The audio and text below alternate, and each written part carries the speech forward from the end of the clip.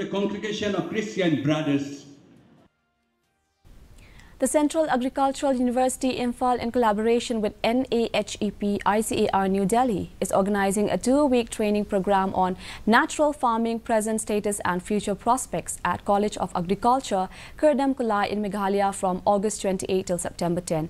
35 faculty at the rank of assistant professor and above from Odisha University of Agriculture and Technology, Bhubaneswar, Bidhan Chandra Krishi Vishwa Vidyalaya, West Bengal, Assam Agricultural University, Jorhat, and faculty from the constituent colleges of Central Agricultural University Imphal are participating in a training program.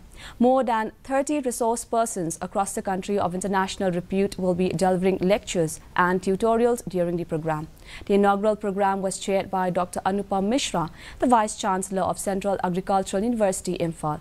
During the program, a handbook on natural farming, principles and practices, Volume 1, was also released by the dignitaries.